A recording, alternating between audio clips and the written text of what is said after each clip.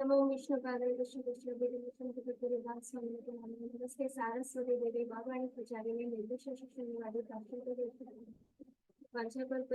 कृपा समृद्धि आगमितो वैष्णवेभ्यो नमो नमः। हे कृष्ण करुणा सिंधु दीनबंधु जगत्पते गोपेश गोपिका कांता राधा कांता नमस्ते भक्त कांचन गौरांगी राधे वृंदावनेश्वरी वृषभानुसुते देवी प्रणमामि नमस्ते। कृष्ण कृष्ण चैतन्य प्रभु नित्यानंद श्री अद्वैत गदाधर विष्णु असंग हरे कृष्ण कृष्ण कृष्ण हरे हरे राम हरे कृष्णा। तो हम लोग आज स्टार्ट करेंगे श्लोका नंबर 5 से। आज मैं बहुत ज्यादा रिकैप नहीं दूंगी क्योंकि कल ऑलरेडी रिकैप दिया था, फिर भी क्योंकि कल का सेशन रिकॉर्ड नहीं हुआ था इसलिए मुझे 5 मिनट का रिकैप देना होगा। लेकिन पहले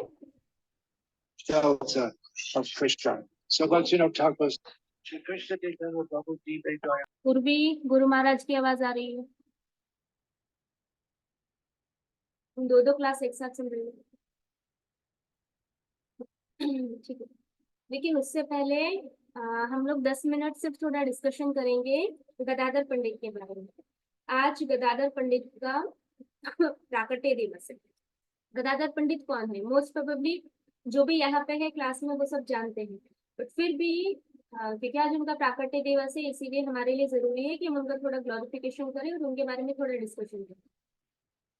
जब हम मायापुर जाते हैं तो वहां पे देखते हैं कि वहां पे एक ऑल्टर है जिसमें पंच तत्व है। जो लोग मायापुर गए हैं उन्होंने दर्शन किया है, बाकी सब भी ऑनलाइन तो हम दर्शन करते ही हैं। तो पंच तत्व में जो पंच तत्व का मतलब क्या है? जब चैतन्य महाप्रभु यहाँ पे आए जो साक्षात कृष्ण है, तो भगवान अकेले नहीं आते, भगवान अपने साथ अपने सारे के सारे पार्षदों को लेके यहाँ पे आते हैं। जैसे जब भगवान वृंदावन में आए, द्वापर युग में जब प्रकट हुए, तो उनके साथ द्वापर युग में द्वारका में जहां जहां पे जितने जितने भक्त भगवत धाम से यहाँ पे प्रकट हुए थे, वो ही सारे भक्त वापस से महाप्रभु के साथ चैतन्य लीला में फिर से प्रकट हुए। सभी भगवान के, कोई सखा बन के, कोई गुरु बन के, कोई फ्रेंड बन के, कोई उनका भक्त बन के, इस तरीके से महाप्रभु की लीला में सब प्रकट हुए। तो उनमें से एक थे गदाधर पंडित। और मेन जो पंच तत्व जिनको हम, जब हम चैंटिंग स्टार्ट करते हैं तो हरि नाम स्टार्ट करने से पहले हम पंचतत्व का महामंत्र, पंचतत्व का मंत्र बोलते हैं। जय श्री कृष्ण चैतन्य प्रभु नित्यानंद श्री अद्वैत गदाधर श्रीवास आदि गौर भक्त वृंद, तो उसमें पंचतत्व का नाम आता है। तो प्रभुपाद बोलते हैं कि पंचतत्व इतने कृपालु है कि जब हम उनको प्रार्थना करके हरि नाम स्टार्ट करते हैं तो हमारे जो ऑफेंसेस है, जो हम हरि नाम में अपराध कर रहे हैं, वो अपराधों से वो हमें बचाते हैं और हमारी अपराध करने की क्षमता काफी हद तक कम हो जाती है। इसीलिए चैंटिंग से पहले एटलीस्ट एक बार या 3 बार पंचतत्व का मंत्र का उच्चारण करके ही हमें हमारा हर एक राउंड स्टार्ट करना चाहिए। तो उन पंचतत्व में कौन कौन आता है? महाप्रभु है जो कृष्ण है, नित्यानंद प्रभु है जो बलराम जी है, अद्वैत आचार्य है जो महाविष्णु और सदाशिव दोनों साथ में है। उसके बाद गदाधर पंडित है जो भगवान की अंतरंगा शक्ति है। भगवान की अंतरंगा शक्ति कौन है? राधा रानी है, तो वो राधा रानी है। और श्रीवास ठाकुर है। श्रीवास ठाकुर कौन है? नारद मुनि। और फिर लास्ट में क्या बोलते हैं? आदि भक्त वृंद, मतलब श्रीवास आदि भक्त वृंद, मतलब जितने भी सब भक्त हैं उन सबको प्रणाम हम करते हैं। तो ये 5 मेल है, तो उनमें गदाधर पंडित आते हैं। अब गदाधर पंडित कौन थे? राधा रानी। तो जब भगवान चैतन्य महाप्रभु प्रकट हुए उनके थोड़े टाइम बाद गदाधर पंडित प्रकट हुए, उनसे थोड़े छोटे थे, लेकिन बचपन से जहाँ पे महाप्रभु का घर था, महाप्रभु के घर के पास में ही गदाधर पंडित का घर था, तो बचपन से वो साथ में खेला करते थे। अब गदाधर पंडित को पता था कि महाप्रभु के आने का उद्देश्य है हरि नाम देना, शुद्ध भक्ति देना, लेकिन बचपन में महाप्रभु की लीला क्या थी कि वो बहुत लॉजिक दिया करते थे, संस्कृत व्याकरण सिखाया करते थे और बस उनको व्याकरण व्याकरण व्याकरण करता। तो गदाधर पंडित को बचपन में ये पसंद नहीं आता था कि महाप्रभु ऐसा क्यों कर रहे हैं, उनको हरि नाम देना चाहिए, डायरेक्ट कृष्ण प्रेम ना दे कि वो व्याकरण व्याकरण क्यों कर रहे हैं। तो वो थोड़ा दूर रहने की कोशिश करते थे बचपन में, लेकिन महाप्रभु क्या करते थे, उनको फिर से उनको जबरदस्ती खींच लेते थे कि गदाधर तुम सुनो, तुम्हारी, उनको ऐसा बोलते थे कि मैं तुमको सुनाता हूँ व्याकरण का, ये लॉजिक देता हूँ, तुम उस पर कमेंट करो। गदाधर पंडित बहुत इंटरेस्ट नहीं लेते थे। फिर धीरे धीरे करके जब बड़े हुए, फिर महाप्रभु ने जब अपनी जो मेन लीला थी वो प्रकाशित की, मतलब वो जिसलिए यहाँ पे आए थे कृष्ण हरिनाम देने के लिए, तो जब उन्होंने हरिनाम दिया तो फिर गदाधर पंडित महाप्रभु के कांस्टेंट कंपेनियन बन गए, मतलब वो नियमित रूप से महाप्रभु के साथ रहा करते थे, जैसे नित्यानंद प्रभु थे। फिर गदाधर पंडित को एक बार महाप्रभु के एक भक्त थे जिनका नाम था मुकुंद। तो ऐसे गदाधर पंडित भी बड़े हुए, वो मुकुंद उनके बहुत अच्छे फ्रेंड थे। तो उन्होंने बोला कि हमारे एरिया में एक बहुत बड़े सन्यासी आए, सन्यासी तो नहीं, एक बहुत बड़े व्यक्ति आए हैं, तो तुम चलो गदाधर, हम उनको मिलके आते हैं। तो गदाधर पंडित मुकुंद के साथ मिलने के लिए गए। अब जब वो मिलने गए तो वहां पे कौन थे, पुंडरीक विद्यानिधि। अब पुंडरीक विद्यानिधि कैसे दिखते थे, पूरे ऑप्युलेंट, वो पूरा गोल्ड, उन्होंने गोल्ड पहना हुआ था, एकदम ड्रेस जो उन्होंने पहना था वो भी एकदम ऑप्युलेंट, और उनके साथ इतने सर्वेंट रहते थे, और वो मतलब एकदम क्या बोल सकते हैं, कोई बहुत रिच पर्सन है और जिसमें कोई ज्ञान नहीं है, ऐसा दिखने में ऐसे लगे, तो इस तरीके से वो रहते थे। तो गदाधर पंडित के मन में आया कि अरे ये व्यक्ति, इनको मिलने के लिए मैं आया हूँ, इनमें तो कितना, ये तो कितना ऐश्वर्य के साथ रहते हैं, तो ऐसा व्यक्ति भगवान की भक्ति क्या कर सकते हैं, क्योंकि शास्त्रों में क्या बोला है, वाम अकिंचन गोचरम, के भगवान को कौन प्राप्त कर सकता है, जिसके पास कोई भी ऐश्वर्य नहीं है, अकिंचन है, जो एकदम अकिंचन मतलब उसके पास कुछ भी नहीं है, ऐसा व्यक्ति भगवान को जल्दी प्राप्त कर सकते हैं। कुंती महारानी ऐसा बोलती है। तो गदाधर पंडित ने ऐसा सोचा कि ये कैसे भगवान के भक्त हो सकते हैं, ये तो इतना गोल्ड वोल्ड पहना हुआ है और इतना खाने पीने में इतना है इनका। तो मुकुंद, जो गदाधर पंडित के फ्रेंड थे, वो समझ गए कि गदाधर पंडित के मन में डाउट आ गया है। तो उन्होंने पुंडरीक विद्यानिधि का क्या बोलते हैं, जो भक्ति है, उनका जो भाव है, वो गदाधर पंडित के सामने प्रकट हो, इसीलिए उन्होंने एक विचार किया। उन्होंने भागवतम का एक श्लोक बोला, और जब उन्होंने भागवतम का श्लोक बोलना स्टार्ट किया तो जो पुंडरीक विद्यानिधि थे, उन्होंने, उनके पास जितनी सारी चीजें थी, क्योंकि जो भगवान की शुद्ध भक्ति के स्तर पे होते हैं, उनको सिर्फ एक, क्या बोल सकते हैं, एक हिंट चाहिए। वो हिंट देखते ही वो तुरंत भाव के स्तर पे पहुंच जाते, प्रेम के स्तर पे पहुंच जाते। जैसे भगवान का मोरपिंच देखा तो तुरंत उनको वो प्रेम के स्तर पे, उनको तुरंत, मतलब उनकी बॉडी के जो बोलते हैं हम लोग अष्ट सात्विक विकार, वो सब उनमें प्रकट होने स्टार्ट हो जाते हैं। तो जैसे ही श्लोका बोला, श्लोक बोलते ही पुंडरीक विद्यानिधि के पास जो भी खाने का था, उनका गोल्ड ज्वेलरी सब उन्होंने फेंक दिया, सब कुछ फेंक दिया। तो और तुरंत वो, उन्होंने रुदन, मतलब ही स्टार्टेड क्राइंग, तो कृष्ण कृष्ण कृष्ण करके वो रोने लगे। तो तुरंत गदाधर पंडित को रियलाइज हो गया कि मैंने बहुत बड़ा अपराध किया, ये महाभागवत है, और ये महाभागवत को मैंने ऐसा समझा। अब हम में से किसी को डाउट हो सकता है कि हमें कैसे पता चलेगा कि वो महाभागवत है। तो जो भगवान का शुद्ध भक्त होता है, अगर उसके पास ऐश्वर्य होता है फिर भी वो उससे आसक्त नहीं होता। अभी आपके पास 1 करोड़ रुपए है और आपको कोई भगवान श्री कृष्ण के बारे में बोल रहा है, और अगर आपको बोल रहे हैं कि अच्छा आप भगवान के भक्त हो, तो 1 करोड़ रुपए आपके पास जो है वो सारे के सारे गंगा में फेंक दो, तो आप फेंक दोगे? नहीं फेंकोगे ना। लेकिन ये ऐश्वर्य दिखाया, ये लीला दिखाई पुंडरीक विद्यानिधि ने, उनके पास जो था उन्होंने सब फेंक दिया। तो यहाँ से पता चल गया गदाधर पंडित को कि वास्तव में वो वैराग्य है उनमें, वो इन सब किसी चीज से आसक्त नहीं है, और वो भगवान के महान भक्त है। तो उसके बाद उन्होंने सोचा अब मैं कैसे पश्चाताप करूं, मुझसे अपराध हो गया है, मैंने मन में गलत विचार किया। तो फिर पुंडरीक विद्यानिधि से वो बाद में जाके भिक्षा ले लेते हैं, राधा रानी है। और पुंडरीक विद्यानिधि भगवान श्री कृष्ण की ओरिजिनल लीला में कौन थी, किसी को पता है? कोई बता सकता है? पुंडरीक विद्यानिधि रियल में भगवान श्री कृष्ण की लीला में कौन थे? जैसे गदाधर पंडित राधा रानी है, भगवान की अंतरंगा शक्ति, वैसे पुंडरीक विद्यानिधि कौन थे? किसी को आइडिया है? ओके, मैं बताती हूँ। वो थी वृषभानु, मतलब राधा रानी के पिता। वृषभानु जो थे, राधा राधा रानी को हम बोलते हैं ना कि वो वृषभानु की पुत्री है। तो राधा रानी के जो पिता थे वही चैतन्य लीला में पुंडरीक विद्यानिधि की तरह थे, इसीलिए उन्होंने अपने ही पिता से दीक्षा लिया, इस तरीके से देखा जाए तो वो पुंडरीक विद्यानिधि थे। तो ऐसे करके फिर उन्होंने दीक्षा लिया, ऐसे करके फिर वो आगे जाके भक्ति करते हैं गदाधर पंडित अपने गुरु की आज्ञा के अनुसार, और महाप्रभु का हर जगह, महाप्रभु की लीला में साथ रहते हैं। फिर आगे जाके वो संन्यास लेते हैं। जब वो नवद्वीप में होते हैं तो उनका नाम होता है क्षेत्र सन्यासी। क्षेत्र सन्यासी का मतलब क्या होता है?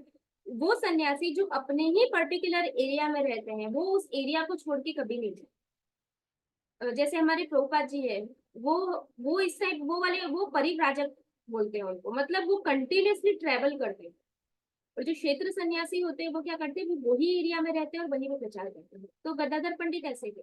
जब महाप्रभु वृंदावन जा रहे थे दर्शन के लिए, तो गदाधर पंडित ने बोला मैं आपसे दूर नहीं रह सकता, तो मुझे मुझे आपके साथ ही चलना है। तो महाप्रभु ने बोला नहीं, तुम क्षेत्र सन्यासी हो, तुम यहाँ से बाहर नहीं आ सकते। फिर महाप्रभु चले जाते हैं, तो गदाधर पंडित अनकॉन्शियस हो जाते हैं, बेहोश हो जाते हैं। फिर दूसरे भक्त उनको वापस लेके जाते हैं। तो इस तरीके से गदाधर पंडित ने महाप्रभु के साथ प्रचार किया, महाप्रभु के साथ कीर्तन में सहयोग दिया। फिर जब जगन्नाथपुरी में थे, तो जगन्नाथपुरी में महाप्रभु नियमित रूप से रोज प्रहलाद महाराज और ध्रुव महाराज की कथा सुनते थे गदाधर पंडित से। गदाधर पंडित की रेगुलर सेवा थी भागवतम का रिसाइटेशन करना। वो नियमित रूप से भागवतम का पाठ करते थे। और कहाँ पे करते थे, तो जगन्नाथपुरी में मंदिर है टोटा गोपीनाथ, शायद सभी को पता होगा। वहां वो एकमात्र ऐसा मंदिर है जहाँ पे भगवान बैठे हुए, बैठे मतलब ऐसे ऐसे हम जब करते पालथी मार के बैठते हैं ना, ऐसे भगवान बैठे हुए हैं। और वो बहुत सुंदर डिटेल्स है, वो इतनी इंपॉर्टेंट डिटेल्स है कि भगवान चैतन्य महाप्रभु ने उनको पर्सनली आलिंगन किया है, हक किया है वो उन डिटेल्स को। तो वो डिटेल्स की सेवा गदाधर पंडित को दी गई थी।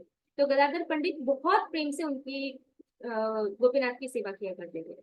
और फिर वही डिटेल्स है जिसमें महाप्रभु जब यहाँ से अपनी लीला महाप्रभु ने समाप्त की, तो वो वही विग्रह के अंदर जो जहाँ गोपीनाथ बैठे हुए हैं उनके घुटने के पास क्रैक है, तो भक्त बताते हैं कि वहीं से महाप्रभु ब्रिटिश में प्रवेश किया और वो वापस अपने धाम गए ऐसे करके। तो उनकी सेवा आज भी है जगन्नाथपुरी में, जब भी हम जाए तो वहां पे दर्शन कर सकते हैं उनका। बहुत सुंदर विग्रह है, बहुत बड़े हैं और बहुत सुंदर है। तो उनकी सेवा गदाधर पंडित करते हैं। महाप्रभु पहले चले गए थे, महाप्रभु के जाने के बाद गदाधर पंडित अप्रकट हुए थे। जैसे जब महाप्रभु चले गए, तो महाप्रभु जाने से पहले चिंतित थे कि मैं किसको, मेरे जाने के बाद अभी मैं चला जाऊंगा, फिर नित्यानंद चले जाएंगे, अद्वैत आचार्य चले जाएंगे, तो कृष्ण प्रेम कौन देगा, कौन है जो हर जगह कृष्ण प्रेम बांटने के लिए जाएगा हमारे बाद। तो उन्होंने क्योंकि महाप्रभु के टाइम वाले जो थे वो सब क्या थे, महाप्रभु के आसपास आसपास उनसे आगे पीछे करके सब अप्रकट होने लगे थे। तो महाप्रभु को चिंता थी कि हम सब चले जाएंगे तो हमारे बाद में कौन प्रचार करेगा। तो तब उन्होंने अपना जो प्रेम है, महाप्रभु कौन है, कृष्ण है ना, तो कृष्ण के और भाव किसका है, राधा रानी का है। तो उन्होंने अपना पूरा जो प्रेम है कृष्ण प्रेम, उसको एक मूर्ति रूप में, मतलब मूर्ति तो नहीं बोल सकते हैं, बट उनको एक पर्सन के रूप में उन्होंने सोचा कि मैं उनको प्रकट करूंगा अपने कृष्ण प्रेम को, और वो मेरा कृष्ण प्रेम जो है वो ही हर जगह प्रचार करेंगे मेरे मेरे बाद। तो ऐसे करके महाप्रभु ने अपनी इच्छा से जाने से पहले दो लोगों को प्रकट किया, मतलब महाप्रभु गए फिर वो प्रकट हुए। उसमें एक थे श्रीनिवास आचार्य और दूसरे थे नरोत्तम दास ठाकुर। पहले श्रीनिवास आचार्य आए और उसके बाद नरोत्तम दास ठाकुर आए। वो दोनों के दोनों महाप्रभु की इच्छा से प्रचार करने के लिए आए। और उनमें से नरोत्तम दास ठाकुर से पहले श्रीनिवास आचार्य आए थे, तो श्रीनिवास आचार्य पर्सनली गदाधर पंडित को मिले थे। तो तब गदाधर पंडित जगन्नाथपुरी में थे, महाप्रभु नित्यानंद प्रभु सब जा चुके थे उस टाइम पर। तो श्रीनिवास आचार्य जगन्नाथपुरी गए थे, स्पेशली बहुत बालक थे वो, क्योंकि वो कृष्ण प्रेम था उनके पास, तो वो तो कृष्ण प्रेम के स्वरूप थे। तो वो तो बचपन से बैरागी थे, तो छोटे बालक थे और वो घर से निकल गए थे। तो वो चलते चलते चलते चलते जगन्नाथपुरी गए थे बंगाल से। फिर वो वहां पे जाके वो गदाधर पंडित को मिले, तो गदाधर पंडित बहुत बूढ़े हो चुके थे उस टाइम पे, और वो ऐसे सिर्फ लेटे हुए थे। तो बालक के उसमें श्रीनिवास आचार्य आए, तो उन्होंने बोला ऐसे, श्रीनिवास आचार्य ने महाप्रभु का मंत्र बोला। तो जैसे ही उन्होंने महाप्रभु का नाम बोला, तो गदाधर पंडित तुरंत उठ गए। उन्होंने बोला कौन है जो मेरे प्रभु का नाम बोल रहा है, तुम अंदर आओ, मुझे तुम्हें मिलना है। ऐसे करके श्रीनिवास आचार्य अंदर आते हैं। फिर जैसे ही गदाधर पंडित पूछते हैं तुम कौन हो, तो वो बोलते हैं मेरा नाम श्रीनिवास है। तो गदाधर पंडित उनको आलिंगन कर लेते, क्योंकि उनको पता होता है कि महाप्रभु ने ऑलरेडी प्रकट कर दिया है अपने प्रेम को, और वो उनका नाम श्रीनिवास होगा। तो ऐसे करके वो श्रीनिवास आचार्य को आलिंगन करते हैं, और फिर श्रीनिवास आचार्य उनसे प्रार्थना करते हैं कि आप मुझे भागवतम सुनाइए। तो फिर वो श्रीनिवास आचार्य गदाधर पंडित से भागवतम ऐसे सीखते हैं। और फिर गदाधर पंडित बोलते हैं कि मेरे पास जो भागवतम है वो फट चुका है, बहुत पुराना हो चुका है, तो तुम बंगाल जाओ और वहां जाके नया भागवतम लेके आओ। तो ऐसे करके श्रीनिवास आचार्य फिर से बंगाल जाते हैं और नया भागवतम लेके आते हैं। तभी उन्हें रास्ते में पता चलता है कि गदाधर पंडित ने शरीर त्याग कर दिया है, तो चले गए। तो ये थोड़ी लीला थी, ये तो अनलिमिटेड है, हम जितना भी डिस्कशन करें वो कम है गदाधर पंडित के बारे में। बट हम उनसे प्रार्थना कर सकते हैं, क्योंकि गदाधर पंडित ने एक बार गोपीनाथ मंदिर के ही सामने उन्होंने वचन दिया था ऐसा। जब नित्यानंद प्रभु को महाप्रभु ने भेजा था जगन्नाथपुरी से बंगाल में कि आप जाओ और बंगाल में सबको, मेरी माता को मिल के आओ और वहां सब भक्तों को मिल के आओ, प्रचार करके आओ। फिर वहां पे सबको ध्यान रख के, सबको, उनकी माता को मिलके, सब भक्तों को मिलके नित्यानंद प्रभु जब वापस आए पुरी में, तो वो गदाधर पंडित के पास गए। तो वो गदाधर पंडित के लिए बंगाल से स्पेशल राइस लेके आए थे कि ये राइस तुम गोपीनाथ को ऑफर करो। तो वहां के फिर वो स्पेशल राइस गदाधर पंडित ने गोपीनाथ के लिए ऑफर किया, जो उनके विग्रह थे उनको। और फिर उन्होंने बाद में वो प्रसाद पाया। फिर वहां पे महाप्रभु आ जाते हैं, तो महाप्रभु ऐसा बोलते हैं कि तुम दोनों मेरे बिना कैसे खा सकते हो। फिर उन तीनों तीनों वहां पे बैठ के प्रसाद पाते हैं। तो तब महाप्रभु ये गदाधर पंडित वचन देते हैं उस टाइम पे कि जो कोई भी अगर नित्यानंद प्रभु की आज्ञा का उल्लंघन करता है, या जो कोई भी नित्यानंद प्रभु की निंदा करता है, मैं उसे हमेशा के लिए त्याग दूंगा। मैं उसे कभी स्वीकार नहीं करूंगा अगर कोई नित्यानंद प्रभु को ऐसा करता है। महाप्रभु भी ये वचन देते हैं कि अगर अगर कोई नित्यानंद प्रभु को कुछ भी बोलता है या मुझे स्वीकार करता है और नित्यानंद प्रभु को स्वीकार नहीं करता, मतलब बलराम जी को, तो मैं उसका त्याग कर देता हूँ, वो भले ही मेरा भक्त क्यों ना हो। तो ऐसे करके उस टाइम पे नित्यानंद प्रभु का ग्लोरिफिकेशन करते हैं। तो ये थोड़ा पास टाइम था गदाधर पंडित के बारे में। अब हम वापस अपने गीता में आ जाते हैं, फिर से वापस रिकैप एज यूजुअल कल की तरह फिर से 5 मिनट आज मैं शॉर्ट में रिकैप दे देती हूँ। चैप्टर नंबर 1 में क्या था, दोनों सेना में कौन कौन है वो पता चला। शंखनाद हुए जिससे पता चल गया कि पांडवों की विजय होगी। अर्जुन ने कृष्ण को बोला सेना के बीच में रथ को ले चलो। अर्जुन ने दोनों सेना को देखा, अर्जुन मोहित हो गया, उसने 5 कारण दिए कि मैं युद्ध नहीं करूंगा, और अर्जुन रथ के ऊपर बैठ गया। अब जैसे ही अर्जुन रथ के ऊपर बैठा, उसने अपना धनुष साइड पर रख दिया, और फिर उसके बाद स्टार्ट होता है अध्याय 2। अब अध्याय 2 में भगवान बोलते हैं, तो भगवान का बोलना प्रारंभ होता है अध्याय 2 से। पहले भगवान अर्जुन को डांटते हैं, फिर डांटने के साथ उसके मोह को दूर करेंगे, उसको ज्ञान देंगे। कौन सा ज्ञान मिलता है अध्याय 2 में? आत्मा का ज्ञान और शरीर का ज्ञान, कि आत्मा क्या है और आत्मा के क्या लक्षण है, शरीर क्या है और शरीर के क्या लक्षण है, और ये दोनों अलग है, ये दोनों एक नहीं है। तो अर्जुन के पास अगर अर्जुन शरीर मानता है तो भी रोने का कोई कारण नहीं है, और आत्मा मानता है तो भी ये अपने परिवार के लिए रोने का कोई कारण नहीं है। तो दोनों केस में अर्जुन को नहीं रोना चाहिए और अर्जुन को युद्ध करना चाहिए। और फिर बाद में भगवान मुक्त पुरुष, जो जो लोग ये भौतिक शरीर के परे होते हैं, जो अपने आप को शरीर नहीं समझते, आत्मा के स्तर पे होते हैं, ऐसे लोगों के लक्षण क्या होते हैं, हम उनको कैसे पहचान सकते हैं, वो भगवान चैप्टर में आगे बताते हैं। फिर चैप्टर स्टार्ट होता है सीधा विश्वनाथ चक्रवर्ती ठाकुर की कमेंट्री से हम लोग देखेंगे कन्वर्सेशन। भगवान पहले अर्जुन को क्या बोलते हैं कि तुम अभी तो मुझे बोल रहे थे कि मुझे युद्ध करना है, और अब अचानक से सेना को देखते ही तुम में मोह आ गया। ऐसा करके भगवान पहले अर्जुन को डांटते हैं। फिर भगवान अर्जुन को क्या बोलते हैं कि अचानक से तुमने ऐसा क्यों बोला कि तुमको युद्ध नहीं करना। ये सब तुम युद्ध करने के लिए मना कर रहे हो, लेकिन ये सामने वाले तो युद्ध करने के लिए तैयार है, तो तुम्हें क्या प्रॉब्लम है युद्ध करने से? तो क्या तुम युद्ध नहीं कर सकते? तो अर्जुन बोलता है हाँ मैं तो युद्ध नहीं करूंगा। तो भगवान बोलते हैं तुम युद्ध क्यों नहीं करोगे? तो फिर अर्जुन बहुत सारे कारण बताता है। पहले बोलता है कि ये सब पूजनीय है, ये सब मुझसे बड़े हैं, तो अगर मैं अपने बड़ों को मारूंगा तो क्या होगा, अमंगल होगा, तो मैं इनको मारूंगा नहीं। और ये इनको ना मारना, आप कृष्ण बोल रहे हो कि मेरी कमजोरी है, मेरी नपुंसकता है, बट ये मेरी नपुंसकता नहीं है। इनको ना मारना तो मेरी विवेक बुद्धि है, मैं तो धर्म के अनुसार सोच रहा हूँ।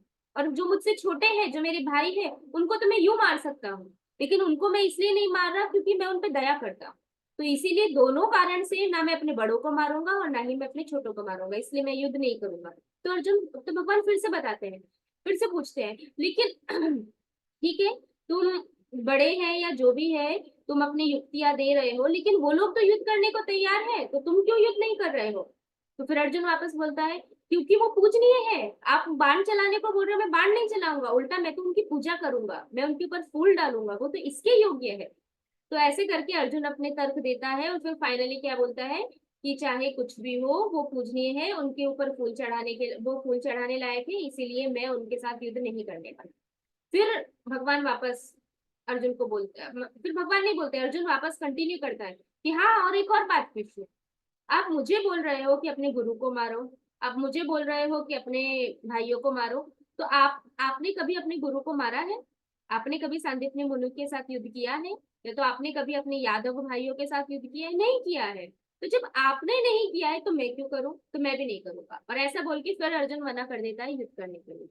अब इसके बाद स्टार्ट होता है श्लोका नंबर 5, कि उसने क्या बोला भगवान को, कि आपने अपने गुरु को नहीं मारा, अपने भाइयों को नहीं मारा, तो मैं भी अपने गुरु को नहीं मारूंगा, मैं भी अपने भाई को नहीं मारूंगा। भगवान को इतना स्ट्रॉन्ग लॉजिक दिया अर्जुन ने। फिर वहां पे अर्जुन बोलता है अब मैं युद्ध नहीं करूंगा। उसके बाद आज हम लोग देखेंगे श्लोका नंबर 5।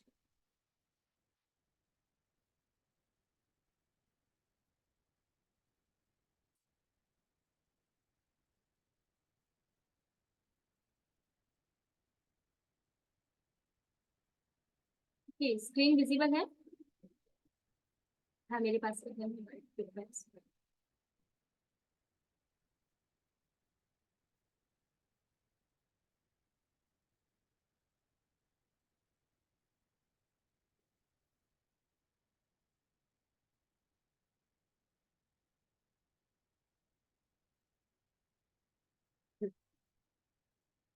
श्लोका नंबर 5। गुरून् हत्वै महानुभावान् श्रेयो भोक्तुं भैक्षमितीह लोके हत्वार्थकामांस्तु गुरुर्निरेव भुञ्जीय भोगानुरिधर्पदिग्धान्। अब अर्जुन क्या बोल रहा है? ऐसे महापुरुषों को, सॉरी,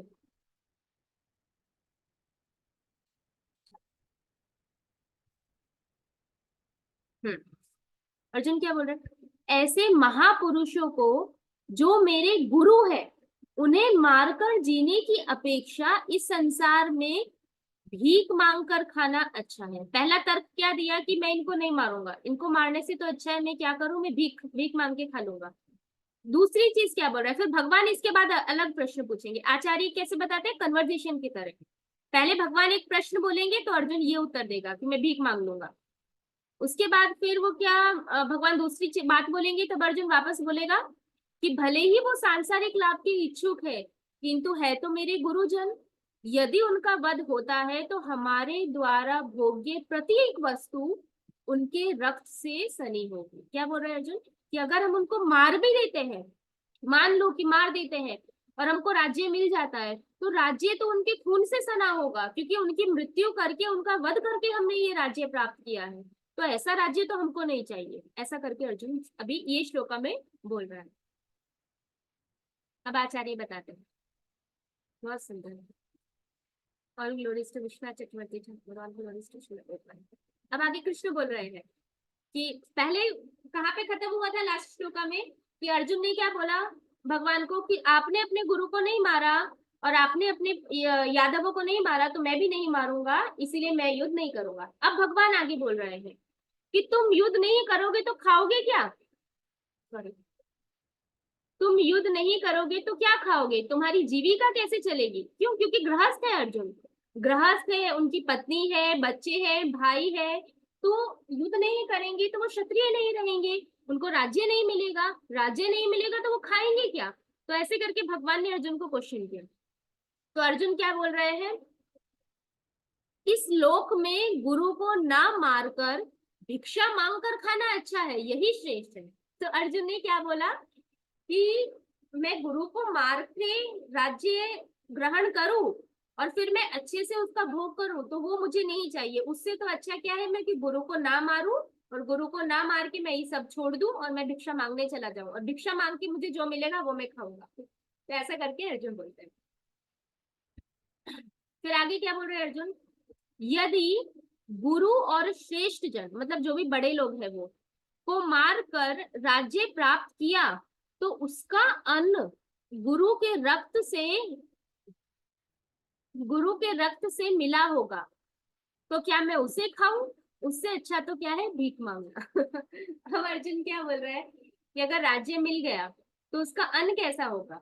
किसके रक्त से मिला होगा? खून। क्यों? क्योंकि गुरु को मारा है, घर के बड़ों को मारा है, उनको मारने के बाद अभी ये प्राप्त हुआ है, और अब मैं इसको खा लूंगा तो क्या होगा? तो वो अन्न, खून का अन्न खाना मेरे लिए ज्यादा अच्छा है या भीख मांग के खाना ज्यादा अच्छा है? अर्जुन ऐसा बोल रहा है। तो फिर बोल रहा है कि मैं, इससे अच्छा है कि मैं भीख ही मांग लूंगा। ऐसा करके अर्जुन बोल रहा है। फिर अब कृष्ण आगे बोल रहे हैं कि भिक्षा मांगना क्षत्रिय को शोभा नहीं देता। अब कृष्ण अर्जुन को डांट रहे हैं कि भिक्षा मांगना क्षत्रिय को शोभा नहीं देता है। फिर अर्जुन बोल रहा है कि हाँ अर्जुन एग्री कर रहा है अर्जुन कि हाँ भिक्षा मांगना क्षत्रिय को शोभा नहीं देता। फिर आगे क्या बोल रहे हैं, भिक्षा मांगने से इस पृथ्वी पे मेरा अपयश होगा, किंतु अधर्म ना करने से मेरा परलोक में तो अमंगल नहीं होगा। अब क्या बोल रहे हैं अर्जुन कि ठीक है, मैंने आपकी बात मानी कि मैं क्षत्रिय हूँ और मुझे भिक्षा नहीं मांगनी चाहिए। अगर मैं भिक्षा मांगूंगा तो लोग क्या कहेंगे, देखो कितना बड़ा क्षत्रिय था और अभी क्या कर रहे हैं, क्षत्रिय धर्म छोड़ दिया है और वो भीख मांग रहा है। तो अर्जुन बोल रहा है कोई बात नहीं, मैं भीख मांगूंगा तो ये पृथ्वी पे लोग मेरे बारे में गलत बातें करेंगे ना, मेरा अपयश होगा, मतलब मेरा यश चला जाएगा, लोग मेरी निंदा करेंगे, कोई प्रॉब्लम नहीं है। भौतिक जगत में कर रहे हैं ना, पृथ्वी पे करे, कोई दिक्कत नहीं है। लेकिन क्योंकि मैं अधर्म तो नहीं कर रहा हूँ, लेकिन अगर मैंने मेरे गुरु को मार दिया तो क्या होगा, तो ये शरीर छोड़ने के बाद भी मेरा अमंगल होगा। तो कम से कम मैं परलोक में तो सुखी रहूंगा, यहाँ पे अपयश हो रहा है कोई प्रॉब्लम नहीं है, लेकिन मेरे गुरु को तो नहीं मारूंगा, मैं उनको नहीं मारूंगा तो मृत्यु के बाद तो कम से कम मैं नरक में नहीं जाऊंगा, तब तो मैं मेरी गति अच्छी होगी। ऐसा करके अर्जुन तर्क दे रहा है भगवान कि हाँ कोई बात नहीं, जो लोगों को बोलना है बोलने दो, कोई प्रॉब्लम नहीं है, मैं भविष्य का सोच रहा हूँ। ऐसा करके अर्जुन ने बोला। फिर कृष्ण बोले बहुत अच्छा है हम बोलते हैं ना, कोई बार बार तर्क देता है, हाँ ठीक है बहुत अच्छा है, ऐसा करके हम बोलते हैं।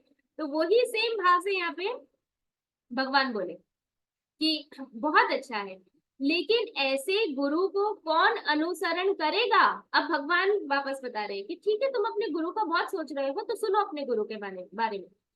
कौन ऐसे गुरु का अनुसरण करेगा जो द्रौपदी के समय चुप थे, तुम्हारा राज्य छीन रहा था तब भी चुप थे।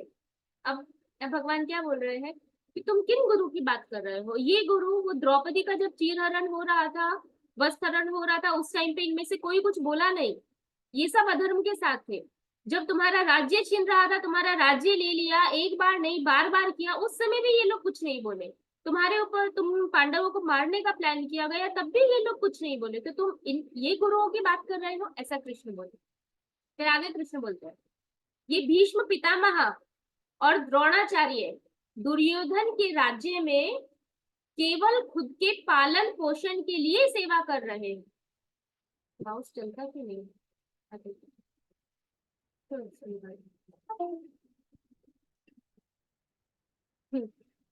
वो क्या बोल रहे हैं आगे, ये भीष्म पितामह और द्रोणाचार्य दुर्योधन के राज्य में केवल खुद के पालन पोषण के लिए सेवा कर रहे हैं। अब अर्जुन को क्या बोल रहे हैं, तुम जिन गुरु की बात कर रहे हो, तुम जिन श्रेष्ठ जनों की बात कर रहे हो, ये लोग तो केवल अपने पालन पोषण के लिए दुर्योधन जैसे अधर्मी व्यक्ति का कार्य कर रहे हैं, उनके राज्य में सेवा कर रहे हैं केवल और केवल इसीलिए ताकि वो अपने शरीर का पालन कर सके। तो तुम ऐसे लोगों के बारे में तुम इतना विचार कर रहे हो, ऐसे लोगों का तुम आज्ञा का पालन करना चाहते हो, ऐसे करके भगवान बोलते हैं।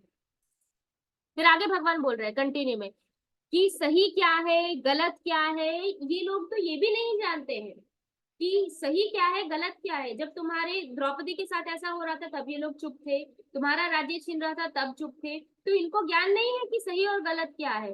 तो ये गुरु क्या हो गए हैं, भगवान क्या बोल रहे हैं, ये गुरु पथभ्रष्ट हो चुके हैं। पथभ्रष्ट का मतलब वो लोग अपने गुरु धर्म से गिर चुके हैं, ऐसा भगवान बोल रहे हैं। शास्त्र कहते हैं ऐसे गुरु का त्याग कर देना चाहिए। अब भगवान लास्ट में क्या बोले कि इन्होंने सब बताया कि तुम जिन गुरुओं की बात कर रहे हो कि मैं इनकी पूजा करूंगा, इनके ऊपर फूल डालूंगा, ये करूंगा वो करूंगा, और तुम बोल रहे हो, मुझे बोल रहे हो कि मैंने अपने गुरु को नहीं मारा, लेकिन तुम देखो मेरे गुरु ऐसे नहीं थे, तुम्हारे गुरु ऐसे थे। द्रोणाचार्य ने ऐसा किया, भीष्म पितामह ने ऐसा किया कि उन लोगों ने धर्म का साथ नहीं दिया, उस समय वो अधर्म के साथ थे, इसीलिए वो लोग अपने पथ से, अपने मार्ग से गिर चुके हैं। और शास्त्र बोलता है कि ऐसे गुरु जो अपने मार्ग से गिर जाते हैं उनका त्याग कर देना चाहिए।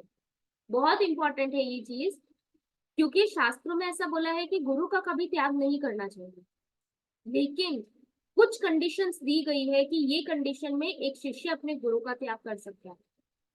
अगर गुरु अपने शिष्य को भगवान के अलावा कोई और चीजों में, पहली तो चीज ये होती है लोगों को पता नहीं है कि गुरु क्या होते हैं। गुरु का मतलब क्या है, जो अपने शिष्य को भौतिक जगत से बाहर निकाल सके दैट इज गुरु। जो जो अपने शिष्य को कृष्ण से जोड़ सके उसको गुरु बोलते हैं। अभी के टाइम पे गुरु कौन हर किसी को गुरु, ये मेरे योगा का गुरु है, ये मेरे इंग्लिश का गुरु है, ये इसका गुरु है, ये उसका गुरु है, ये एस्ट्रोलॉजी का गुरु है, ये फलाना गुरु है, ये उसका गुरु, XYZ, हर चीज में गुरु गुरु गुरु गुरु गुरु। तो लोगों को पता ही नहीं है वास्तव में गुरु कौन होता है। शास्त्र में बोला है, हम इसकी चर्चा करेंगे आगे जाके गुरु के बारे में, अभी कंटिन्यू करते हैं, प्रभुपाद एक्सप्लेन करते हैं इसके बारे में। तो क्या बोला है कि ऐसे गुरु का त्याग कर देना चाहिए, भगवान ने ऐसा बोला। अब अर्जुन बोल रहा है अब अर्जुन फिर से तर्क दे रहा है, अरे कृष्ण, ये तो महानुभाव है, बहुत महान व्यक्ति है, आप क्या बोल रहे हैं। इन लोगों ने समय को और काम को वशीभूत कर लिया है। श्लोका में आता है ना महानुभावान, तो वो यहाँ पे अर्जुन बोल रहे हैं ऐसे, अरे ये लोग तो महानुभाव है, बहुत महान व्यक्ति है, इन लोगों ने तो समय को और काम को वशीभूत कर लिया है। विशेषकर किसके लिए बोला गया है, ये भीष्म पितामह के लिए। काम को क्यों वशीभूत कर लिया, क्योंकि भीष्म पितामह ब्रह्मचारी थे, क्षत्रिय थे, राज्य में रहते थे, पूरे राज्य में हर जगह रह के इतनी स्त्रियां होती थी वहां पे, इतना सब उनको कार्य करना पड़ता था, फिर भी उन्होंने अपनी इच्छाओं को, अपनी काम वासना को पूरा संयमित कंट्रोल करके रखा था। दूसरा बोला है समय को, समय को क्यों बोला है, क्योंकि भीष्म पितामह ने अपनी मृत्यु को भी कंट्रोल कर लिया था, उनको इच्छा मृत्यु का वरदान था, वो जब चाहे अपनी इच्छा से मृत्यु को ले सकते थे, तो समय भी उनके कंट्रोल में था। फिर आगे बोलो, वही बता रहे वो, काल भी उनके अधीन है, मृत्यु को भी नियंत्रण में रखा है इन लोगों ने, ऐसा अर्जुन बोल रहा है। आप ऐसा कैसे कह सकते हैं कि इनको कुछ भी नहीं पता कि क्या करना चाहिए और क्या नहीं करना चाहिए। अर्जुन तर्क दे रहा है, भगवान बोले ना इनको नहीं पता क्या करना चाहिए या क्या नहीं करना चाहिए, तो अर्जुन बता रहा है, अरे समय इनके अधीन है, काम इनके अधीन है, और आप ऐसा कैसे बोल सकते हैं कि इनको कुछ नहीं पता। ऐसे करके अर्जुन वापस तर्क देता है। फिर भगवान बोलते हैं, अरे अर्जुन, ये सब क्या बोल रहे हो तुम। भगवान अर्जुन अर्जुन को बोलते हैं, एक बार भीष्म ने युधिष्ठिर को कहा था, अर्थस्य पुरुषः, कि हम लोग अर्थ के दास है, अर्थ मतलब धन, धन के दास है। अब वो बताते हैं आगे कृष्ण कि क्यों ऐसा बोला था, क्या बोला था। और आगे कृष्ण बोल रहे हैं, और क्या बोला था भीष्म पितामह ने, कि हम पैसे के दास हैं, लेकिन पैसा किसी का दास नहीं बनता। तो भीष्म पितामह ने ये वाक्य बोले थे, ये सच है युधिष्ठिर, क्योंकि कौरवों का अन्न खाकर मैं उनका दास बन गया हूँ। ऐसा करके भीष्म पितामह ने युधिष्ठिर महाराज को बोला कि मैं कौरवों का अन्न खा के उनका दास बन गया। तो अभी कृष्ण बता रहे हैं कि तुम महानुभाव बोल रहे हो इन लोगों को, तुम बोल रहे हो वो काम के वश में है, तुम बोल रहे हो समय उनके वश में है, लेकिन वो लोग तो पैसे के वश में आ गए। वो लोग सिर्फ अर्थ के लिए, अर्थ मतलब धन, केवल धन के लिए उन लोगों ने धर्म को छोड़ दिया और वो लोग कौरवों के सेवक बन गए। तो ऐसे लोगों को तुम बोल रहे हो कि ये महानुभाव है। ऐसा करके भगवान ने वापस तर्क दिया। एक और चीज है, हम यहाँ पे भीष्म पितामह के बारे में जो भी बोला है वो भी सिर्फ अर्जुन को युद्ध करवाने के लिए बोला है, ताकि अर्जुन, लेकिन वास्तव में भीष्म पितामह भगवान के शुभ भक्त थे। और भीष्म पितामह ने जो भी लीला की या वो नहीं बोले महाभारत के टाइम पे, उसका पूरा प्रयोजन भगवान की इच्छा था, क्योंकि अगर भीष्म पितामह उस टाइम बोलते तो ये महाभारत का युद्ध नहीं होता, तो गीता नहीं आती। तो भगवान की इच्छा थी ये युद्ध होना और गीता का आना, इसीलिए भीष्म पितामह हर जगह स्टार्टिंग में ऐसे नेगेटिव नेगेटिव करके उन्होंने भगवान की लीलाओं को आगे बढ़ाया। तो हमें ये उनके बारे में गलत बुद्धि नहीं लगानी चाहिए कि भीष्म पितामह ऐसे थे, वो ऐसे नहीं थे, वो भगवान के शुद्ध भक्त थे और भगवान भीष्म पितामह के कंट्रोल में थे। लेकिन अर्जुन को यहाँ पे उकसाना है कि युद्ध करे, इसीलिए भगवान को ऐसे वचन बोलने पड़ रहे हैं। फिर भगवान आगे और कटु वचन बोलते हैं, केवल अपना पालन करने के लिए, पैसों के लिए भीष्म कौरवों का पक्ष ले रहे हैं। ये उल्टी पुल्टी लाइनें हो जाती है बीच में, कौरवों का पक्ष ले रहे हैं, तो ये पैसों के दास है। महानुभाव कैसे हुए, इन्होंने तो अपनी महानता खो दी है। भगवान ने अर्जुन को ऐसा बोला, ये पैसों के दास है, महान नहीं है, इन्होंने पैसों के लिए कौरवों का पक्ष लिया है। ऐसा करके भगवान ने वापस तर्क दिया। अब फिर से अर्जुन बोलेंगे। अब अर्जुन क्या बोल रहे हैं, ये सत्य है, लेकिन जो भी हो इन लोगों को मारकर मुझे दुखी होगा। अब फाइनली अब अर्जुन के पास कोई तर्क नहीं बचा, तो क्या बोल रहे हैं, ठीक है चलो छोड़ो, वो जैसे भी है, आप जो बोल रहे हो वो सच है। हाँ ये अर्थ के लालची है, ये धन के लालची है, फिर भी वो मेरे गुरु है, और अगर मैं अपने गुरुओं को मारूंगा तो मुझे दुख होगा, इसीलिए अल्टीमेटली मैं युद्ध नहीं करूंगा। फिर से अर्जुन की जो घड़ी थी वो वहीं पे आके अटक गई कि ठीक है, मैंने मान लिया आपकी बात, वो लालची है और वो महानुभाव नहीं है, लेकिन फिर भी क्योंकि वो मेरे गुरु है तो मैं उनको नहीं मारूंगा। फिर क्या बोला आगे, उनको मारकर और राज्य जीतकर मेरा आनंद, मतलब जो राज्य जीतने का जो आनंद होता है, खुशी होती है ना राज्य जीतने पे, मेरा आनंद गुरुद्रोह के कारण उनके रक्त से ढक जाएगा। मतलब मैंने गुरु के साथ विद्रोह किया, अपने गुरु को मारा, तो वो इतने बड़े गुरुद्रोह के कारण मुझे जो खुशी मिलेगी कि चलो मैंने राज्य जीता है, लेकिन राज्य जीतने से ज्यादा तो मुझे इस बात का दुख होगा कि मैंने अपने गुरु को और अपने श्रेष्ठ जनों को मार दिया। तो वो दुख के सामने ये राज्य जीतने का जो सुख है वो ढक जाएगा, वो बहुत छोटा होगा, इसीलिए मैं युद्ध नहीं करूंगा। फिर से अर्जुन ने आके पूरा कंक्लूजन दिया और बोला मैं युद्ध नहीं करूंगा। अब देखो, बहुत सुंदर है। श्लोका की स्टार्टिंग में हमने क्या देखा था, तीन चीजें देखी थी। पहला क्या देखा था, मैं बैक जाते हैं, वो तीनों चीजें आचार्य ने कैसे कवर की है वो मैं बताना चाहती हूँ। पहला क्या बोला था, महानुभाव, ये महापुरुष है, वो मेरे गुरु है, उनको मारने से तो अच्छा मैं भीख मांग लूंगा। ठीक है, ये पहला पॉइंट, पहली भगवान का कन्वर्जेशन हो गया। दूसरे दूसरे दूसरे में क्या आता है, भगवान ने बोला अरे लेकिन ये तो लालची है पैसों के, तो सेकंड लाइन यहाँ पे श्लोका में दी है, ठीक है भले ही वो लाभ के इच्छुक है लेकिन है तो मेरे गुरु ही, इसलिए मैं उनका वध नहीं करूंगा। फिर भगवान ने बोला वापस से कि भले ही हो लेकिन तुम्हें युद्ध तो करना चाहिए, क्योंकि तुम उनको महानुभाव मान रहे हो, वो महानुभाव है ही नहीं। तो फिर अर्जुन क्या बोलता है कि अगर उनका वध होगा तो फिर वध होगी, मुझे जो राज्य मिलेगा तो राज्य का सुख इतना ज्यादा नहीं होगा जितना उनके मरने का दुख होगा, इसीलिए मैं युद्ध नहीं करूंगा। तो ऐसे करके आचार्यों ने कन्वर्जेशन समझाया। नेक्स्ट श्लोक, नहीं नेक्स्ट नहीं, भी प्रभुपाद जी आएंगे। अच्छा प्रभुपाद जी नहीं आए, शायद प्रभुपाद जी के सिर्फ कमेंट्री नहीं होती। नेक्स्ट, न चेदद्विदय कतरन्नु गयो यद्वाजयेम यदि वा नु जयेयुः यानेव हत्वा न जिजीविषामा स्तेव स्थिता प्रमुखे हि धार्तराष्ट्रा। क्या बोला है, अब आगे अर्जुन क्या बोल रहा है, हम यह भी नहीं जानते कि हमारे लिए क्या श्रेष्ठ है, उनको जीतना श्रेष्ठ है या उनके द्वारा जीते जाना। अब अर्जुन को ये भी डाउट होने लगा, अब वो बोल रहा है कि मुझे तो ये भी नहीं पता कि हमारे लिए अच्छा क्या है, कि हम जीत जाए या वो जीत जाए।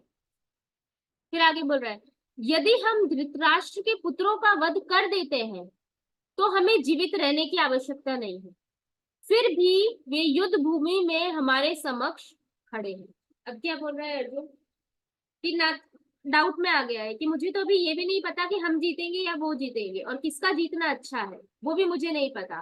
और अगर मैं इन लोगों को मार देता हूँ तो इन लोगों को मारने के बाद तो मेरे पास जीने के लिए रह क्या जाएगा, तो हमें जीना भी नहीं है। ऐसा अर्जुन बोल रहा है। और फिर भी क्या बोल रहा है कि फिर भी ये लोग सब हमारे सामने युद्ध के लिए खड़े हुए हैं। अब आचार्य, अब याद करना है कहाँ पे खत्म हुआ था, अर्जुन ने क्या बोला कि मैं युद्ध नहीं करूंगा, भले ही ये लोग कुछ भी हो, राज्य अगर मिल जाता है तो राज्य का सुख इतना ज्यादा नहीं होगा जितना उनको मारने का दुख होगा, इसलिए हम युद्ध नहीं करेंगे। अब अर्जुन वापस बोल रहे हैं, और एक बात है कृष्ण, अब अर्जुन को याद आया, कंटिन्यू है अर्जुन का बोलना, अभी अभी अर्जुन चुप नहीं हुआ। और एक बात है कृष्ण, गुरु द्रोह करके भी विजय होगी या पराजय होगी तो वो तो पता भी नहीं है। अब क्या बोल रहे हैं, मान लो हमने गुरु द्रोह कर दिया, हमने अपने गुरुओं को के साथ युद्ध किया, लेकिन युद्ध करने के बाद हम जीतेंगे या हारेंगे वो तो पता ही नहीं है, ऐसा अर्जुन बोल रहा है। और अगर हम हार गए, यदि हमारी पराजय हुई तो हमारा दोनों तरफ से नुकसान है। क्यों, क्योंकि गुरुद्रोह भी हो गया और विजय भी नहीं मिली। मतलब अब अर्जुन क्या बोल रहा है कि पहले तो पता नहीं है कि कौन जीतेगा, दूसरा कि मान लो चलो कि अगर वो लोग जीत गए और हम हार गए तो मेरे ऊपर तो दो दो दोष आ जाएंगे। पहला दोष ये आ जाएगा कि मैंने गुरु के साथ द्रोह किया, मैंने गुरु के साथ युद्ध किया, ये पहला। और दूसरा क्योंकि हम हार गए हैं तो हमें राज्य भी नहीं मिलेगा, तो मेरा नुकसान तो दोनों तरफ से है। ऐसा करके अब अर्जुन आगे तर्क दे रहा है। तो ये लोक और परलोक दोनों ही दुखमय हो जाएंगे। अब अर्जुन क्या बोल रहा है, क्योंकि गुरुद्रोह के कारण मेरा भविष्य अच्छा नहीं होगा, क्योंकि मैंने गुरुओं को मार दिया है, तो गुरु को मारने के कारण तो मैं नर्क में जाऊंगा। अब मैं नर्क में जाऊंगा तो मेरा भविष्य तो गया, और मुझे राज्य भी नहीं मिला। अब राज्य भी नहीं मिला है तो मैं मुझे ये लोक में भी कुछ नहीं मिलेगा, मतलब मैं यहाँ का भी नहीं और वहां का भी नहीं, मेरी ऐसी स्थिति हो जाएगी कृष्ण। अब अर्जुन ऐसा तर्क दे रहा है।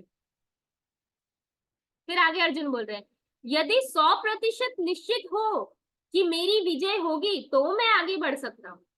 बोलते हैं अगर पक्का पता हो कि चलो मैं ही जीतने वाला हूँ। अभी अर्जुन कैसे, इस तरीके से अर्जुन कितना भ्रमित हो चुका है वो देखिए। अर्जुन क्या बोल रहा है, पहले बोल रहा है कि पता नहीं है कौन जीतेगा, और अगर मान लो वो जीत गए और मैं हार गया तो मेरा तो दोनों तरफ से नुकसान है, यहाँ पे भी और भविष्य में भी। तो ये बहुत खराब कंडीशन है। फिर अर्जुन भगवान को क्या बोल रहे हैं, मान लो चलो कि निश्चित है 100% कि हम ही जीतने वाले हैं। तो हम ही जीतने वाले हैं तो मतलब क्या होगा कि गुरुद्रोह के कारण भविष्य देखा जाएगा, लेकिन अभी कम से कम मुझे राज्य तो मिल जाएगा। अर्जुन का कहने का ये मतलब है। तो अगर फिक्स है कि मैं ही जीतूंगा तो मैं आगे बढ़ सकता हूँ युद्ध करने के लिए, लेकिन इसकी गारंटी नहीं है कि मैं जीतूंगा। तो इसीलिए फिर अर्जुन फिर आगे क्या बोल रहा है कि ये निश्चित नहीं है। अब अभी उसने यहाँ पे जस्ट एक लाइन बोली कि अगर विजय होगी तो मैं आगे बढ़ूंगा, और अब फिर से वो अपने वचन से हट गया। देखो अभी आगे क्या बोल रहा है, यदि हम जीत भी जाते हैं तो भी ये हार है, क्योंकि युद्ध में तो सब मर जाएंगे, तो मैं अपने व्यक्तियों के मरने पे कैसे आनंद ले सकता हूँ, हम भी जीना नहीं चाहेंगे। तो अर्जुन क्या बोल रहा है, पहले तो दो कारण दे दिए कि अगर हम हार गए तो मेरा दोनों तरफ से नुकसान है, अगर हम जीत गए तो ठीक है, जीतने के चांस हो तो मैं सोच सकता हूँ कि युद्ध कर सकते हैं। फिर उसको वापस स्ट्राइक हुआ कि अभी अगर कृष्ण ने ऐसा बोल दिया कि हाँ तुम जीत जाओगे युद्ध करो, तो फिर मैं क्या करूंगा। तो अर्जुन ने फिर दूसरी चीज तुरंत बोली कि हाँ मान लो हम जीत भी गए तो भी मैं युद्ध नहीं करूंगा। क्यों, क्योंकि युद्ध करूंगा तो मेरे सारे व्यक्ति तो मर जाएंगे, सब कौरव मेरे भाई भाई सब मर जाएंगे, तो उनको मरने के बाद मुझे क्या मिलेगा, मैं आनंद कैसे लूंगा, कोई मेरा राज्य देखने वाला तो होगा नहीं। तो इसीलिए सबसे अच्छा है कि ये लोग मर जाएंगे तो फिर हम भी मर जाएंगे, इसीलिए मुझे नहीं युद्ध नहीं करना। ऐसा करके अर्जुन फिर से वहां पे आके अटक गया। मैं सोच रही हूँ ये स्टार्ट करूँ या ना करूँ। ठीक है, एक श्लोका ले लेते हैं, 7th वाला। अब ये अलग थीम है, 7 से 10 श्लोका की। यहाँ पे अर्जुन भगवान कृष्ण को शरणागत हो जाता है, और अब कृष्ण गुरु की तरह बोलना स्टार्ट करते हैं। अभी तक कृष्ण क्या से बोल रहे हैं, एक फ्रेंड की तरह, एक फ्रेंड की तरह अर्जुन के साथ बातें कर रहे हैं। बहुत very very very important shloka, याद होना चाहिए हमें। भगवान के सामने जब भी जाए तब बोलना चाहिए, कृष्ण के सामने जाए, सॉरी गुरु के सामने जाए तब बोलना चाहिए, प्रभुपाद के सामने बोलना चाहिए। कार्पण्य दोषोपहत स्वभाव पृच्छामि त्वां धर्म सम्मूढ़ चेतः यश्ते हर्षा निश्चितं ब्रूहि तन्मे शिष्यस्तेऽहं शाधि मां त्वां प्रपन्नम्। अब अर्जुन क्या बोल रहा है, अब मैं अपनी कृपण दुर्बलता के कारण अपना कर्तव्य भूल गया हूँ और सारा धैर्य खो चुका हूँ। ऐसी अवस्था में मैं आपसे पूछ रहा हूँ, जो मेरे लिए श्रेयस्कर हो उसे निश्चित रूप से बताए। अब मैं आपका शिष्य हूँ और शरणागत हूँ, कृपया मुझे उपदेश दे। अब फाइनली अर्जुन ने 7वीं श्लोका में क्या बोला कि हम आगे देखेंगे, अभी कैसे ये श्लोक आया वो देखेंगे, अभी वहीं पे ही पढ़ते हैं, चलो आगे। पर यहाँ पे मेन है कि भगवान अर्जुन ने ये श्लोका में भगवान श्री कृष्ण को गुरु रूप में स्वीकार कर लिया। अभी तक अपना मित्र मान रहा था, भाई मान रहा था, अब भगवान को शरणागत हो गया, और अब क्या बोला है कि ठीक है अब मैं कंटाल चुका हूँ, अब मैं आपका शिष्य हूँ, आप मेरे गुरु हो, जो आपको मुझे आपको जो लगता है मेरे लिए जो सही है आप मुझे बताओ, मैं वैसा करूंगा। ऐसा अर्जुन ये श्लोका में बोल रहा है। अब आगे कमेंट्री।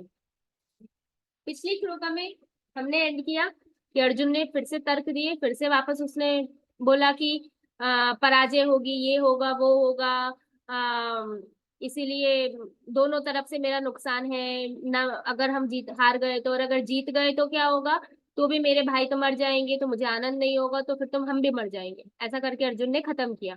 तो वहां अर्जुन ने खत्म किया, अब भगवान कृष्ण सोच रहे हैं, कृष्ण बोले नहीं, यहाँ पे कृष्ण क्या कर रहे हैं, सोच रहे हैं कृष्ण क्या सोच रहे हैं, अर्जुन को तो मोह हो गया है, इसके ऊपर एक के बाद एक युक्ति दे रहा है, मतलब तर्क दे रहा है, लॉजिक। अर्जुन एक के बाद एक लॉजिक दे रहा है। कृष्ण, ये आचार्य बताते कि कृष्ण ने धर्म शास्त्र से समझा दिया था, फिर भी अर्जुन धर्म युक्ति दिए जा रहा था।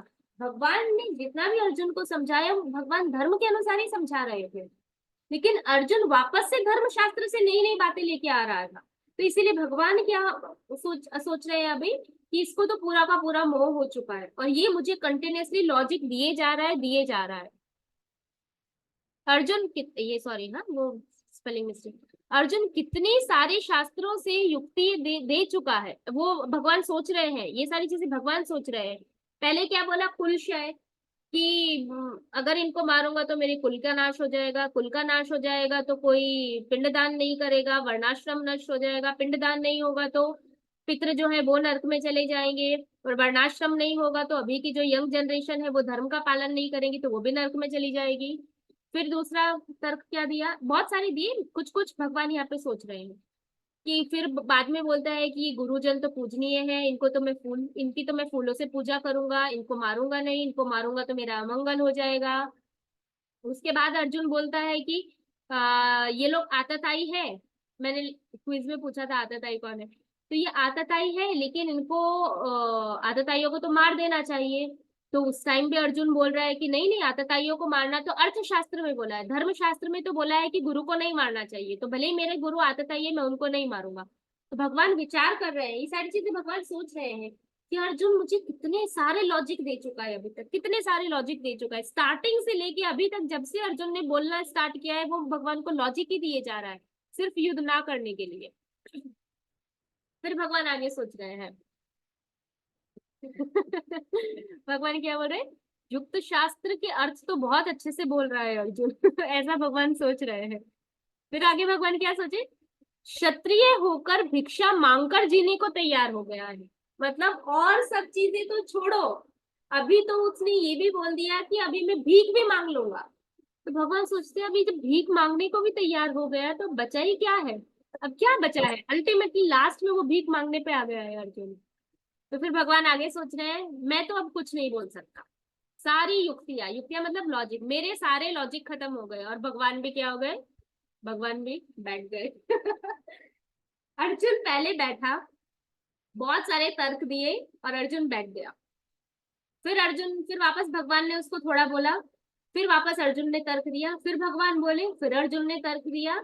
अर्जुन के तर्क से भगवान परेशान हो गए, भगवान बोल रहे ये बोले ही जा रहा है, बोले ही जा रहा है कंटिन्यूअसली, और लास्ट में बोल दिया भीख मांग लूंगा मैं, लेकिन युद्ध नहीं करूंगा। तो भगवान सोच रहे अब मेरे पास बोलने को कुछ बचा ही नहीं है, अब मैं क्या बोलूं, इसको छोड़ो, उसको जो करना है करे, और ऐसे सोच के भगवान भी क्या हो गए, बैठ गए। ऐसा भगवान मन में विचार कर रहे हैं।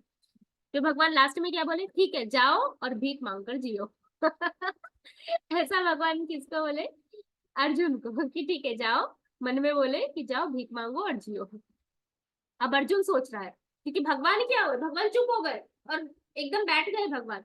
तो कृष्ण सोच रहा है, सॉरी अर्जुन सोच रहा है कि भगवान अभी कुछ भी बोल नहीं रहे हैं, पहले तो मुझे डांट रहे थे, उत्तर दे रहे थे, अभी तो एकदम चुप हो गए।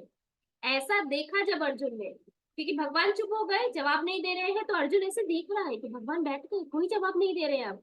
तो ऐसा सोच के अब अर्जुन ने आगे बोला। अब अर्जुन क्या बोला, हरे कृष्ण, मेरा स्वभाव अभी कार्पण्य दोष से ग्रस्त हो चुका है। कार्पण्य का मतलब क्या बोल सकते हैं, कंजूस, एकदम कृपणता, मतलब एकदम दुर्बलता बोल सकते हैं ऐसा, कंजूस in the one sense, weakness, weakness बोल सकते हैं, एकदम वीक हो चुका है। मेरा स्वभाव अभी कार्पण्य दोष से ग्रस्त है। अर्जुन को लगा ये तो बोल नहीं रहे हैं, मुझे ही आगे बोलना पड़ेगा, तो अर्जुन ने फिर से बोलना प्रारंभ किया, कि अर्जुन को लगा मैंने ज्यादा बोल दिया है, इसलिए अब अर्जुन अच्छे से बात करेगा भगवान से। हरे कृष्ण, मेरा स्वभाव अभी कार्पण्य दोष से ग्रस्त है, शौर्यता को त्याग कर अभी दीनता आ गया है। क्या बोल रहे हैं कि पहले मेरे अंदर शौर्यता थी, मैं क्षत्रिय था, अभी मैं दीन, एकदम दीनता आ गई, मैं एकदम कमजोर पड़ गया हूँ, मेरी शौर्यता खत्म हो गई है। शास्त्र से इतनी युक्ति देने के बाद भी अर्जुन का हृदय संतुष्ट नहीं है।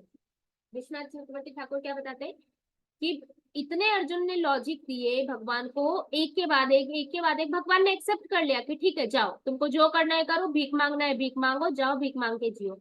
तो अर्जुन को सेटिस्फेक्शन नहीं था। अगर अर्जुन को सेटिस्फेक्शन होता तो अर्जुन वहीं पे खत्म कर देता, भगवान तो एग्री हो गए हैं, तो अर्जुन बोल देता ठीक है फाइनली चलो अब हम युद्ध नहीं कर रहे, फिनिश, वहीं पे एंड। लेकिन अर्जुन को सेटिस्फेक्शन नहीं था, अर्जुन का हृदय में अभी भी उसको संतुष्टि अनुभव नहीं हो रही थी। तो ये आचार्य बताते हैं कि इतने सारे लॉजिक अर्जुन ने दिए फिर भी वो अनसेटिस्फाइड था। और फिर उसने वापस कृष्ण को बोला कि मेरी सारी शौर्यता, मेरी सारी ताकत शक्ति जो क्षत्रिय का था सब चला चला गया है, अभी मैं बहुत कमजोर हो गया हूँ कृष्ण। फिर आगे बोल रहा है अर्जुन, धर्म बहुत सूक्ष्म है, इसीलिए मैं नहीं समझ पा रहा हूँ और ना ही मैं जान पा रहा हूँ। मैं धर्म को नहीं समझ पा रहा हूँ कृष्ण, क्योंकि धर्म बहुत सूक्ष्म है, बहुत बारीकाई से धर्म को समझना पड़ता है। अगर मेरी युक्ति सही होती, अर्जुन बोल रहा है, तो मेरा हृदय संतुष्ट होना चाहिए था, लेकिन कृष्ण मेरा हृदय संतुष्ट नहीं हो रहा। इसीलिए अर्जुन ने वापस से भगवान को ये प्रश्न चालू किया कि मेरा हृदय संतुष्ट हो जाना चाहिए था लेकिन नहीं हो रहा है। इसी का मतलब क्या हुआ कि मैं धर्म को नहीं समझ पा रहा हूँ। मैं एक वीर क्षत्रिय हूँ और सामने शत्रु ललकार रहा है और मैं भीख मांगने की बात कर रहा हूँ। अभी हमें अर्जुन खुद ऐसे बोल रहा है, भगवान ये चीज अर्जुन को बोल रहे थे तो अर्जुन तर्क दे रहा था, अभी भगवान चुप हो गए तो अर्जुन खुद बोल रहा है कि देखो अभी मैं कितना वीर क्षत्रिय हूँ, सामने वाले मुझे बोल रहे हैं युद्ध करो और मैं बोल रहा हूँ कि मैं भीख मांगूंगा। तो मुझ में ये दीनता कैसे आ गई कृष्ण, ये धर्म क्या है मुझे कुछ समझ नहीं आ रहा है कृष्ण, मुझे कुछ समझ नहीं आ रहा है। ऐसे करके अब अर्जुन फाइनली परेशान हो गया कि ये मैं क्या कर रहा हूँ ऐसा करके।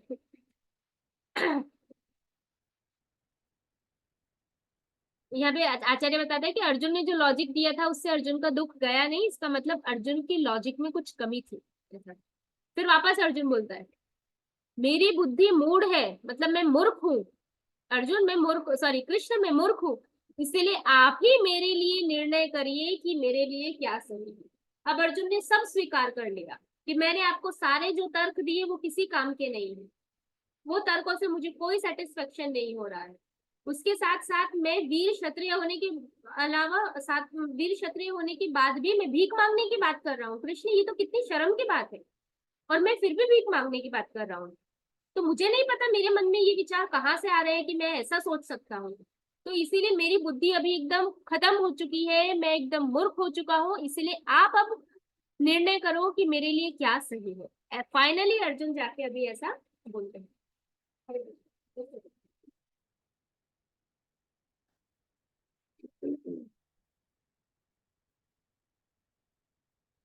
अब कृष्ण बोल रहे हैं। जब अर्जुन ने ऐसा बोला तो कृष्ण बोल रहे हैं, मैं क्या बोलूं, मैं इतना युक्ति दिया, मतलब मैंने इतनी युक्ति दी लेकिन तुम शास्त्रों से पंडित की तरह बोल रहे हो, तो अब मैं क्या बोलूं। तो भगवान ने वापस टॉन्ट मारते हैं ना ऐसा, जैसे हम किसी को समझाते हैं ऐसा करो यही सही है, ऐसा करना चाहिए, तुम्हारे लिए ये चीज सही है, गुरु महाराज की आज्ञा है, सबकी शास्त्रों की आज्ञा है, तुम ये करो, और कोई बात नहीं मानता, नहीं नहीं अपना अपना करता रहता है, अपने अपने तर्क ऐसा है ये है वो है, फिर बाद में वो फेल हो जाता है अपने काम में। फिर बाद में वो आके बोलता है अब आप मुझे बताओ क्या करूं। तो फिर तब हमें ऐसा होता है ना, हम क्या बोले, पहले तो तुमको समझाया था ऐसा करो, अब तब तो तुम सुन नहीं रहे थे, तब तो इतने सारे तर्क दे रहे थे, इसीलिए अभी तुमको जो करना है वो करो। तो ऐसे करके कृष्ण यहाँ पे बोल रहे हैं कि अब मैं क्या बोलूं, जब मैं बोल रहा था तब तो तुम पंडित की तरह बातें कर रहे थे। फिर अब वापस अर्जुन बोले, नहीं नहीं ऐसा नहीं है, अब मैं आपका शिष्य हूँ। अब देख हम श्लोक के साथ रिलेट कर सकते हैं। पहले कार्पण्य वाला आया तो कार्पण्य दोषोपहत स्वभावा, वो स्टार्टिंग में आ गया। फिर बाद में अर्जुन बोलता है शिष्यस्ते माम त्वाम शादे माम त्वाम प्रपन्नम, वो बोलता है ना, तो वहां पे कि अब मैं आपका शिष्य हूँ, तो वो यहाँ पे आता है, नहीं नहीं ऐसा नहीं है, मैं आपका शिष्य हूँ, अब मैं कभी भी आपकी बात का खंडन नहीं करूंगा, आपको जो बोलना है बोलिए, आप मेरे गुरु हैं और मैं आपका शिष्य हूँ। अब अर्जुन ने क्या किया, भगवान की शरणागति स्वीकार कर ली और क्या बोला कि ठीक है अब जो आप बोलेंगे मैं वो करूंगा, मैं आपकी किसी बात को नहीं काटूंगा। अभी सिर्फ अर्जुन बोल रहा है, आगे फिर से काटेगा। क्या बोल रहा है, अब मैं आपकी बात कभी नहीं काटूंगा, आपको जो बोलना है आप बोलिए, अब आप मेरे गुरु हैं और मैं आपका शिष्य हूँ। इसके आगे नेक्स्ट श्लोका में कंटिन्यू होगा। अभी प्रभुपाद यहाँ पे समझाते हैं, थोड़ा बस को देख लेते हैं फिर हम करते हैं।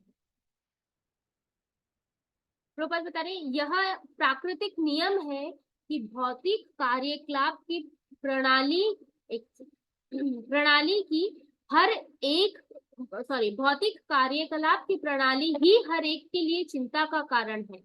पग पग पर उलझन मिलती है, अतः प्रमाणिक गुरु के पास जाना आवश्यक है, जो जीवन के उद्देश्यों को पूरा करने के लिए समुचित पथ निर्देश दे सके।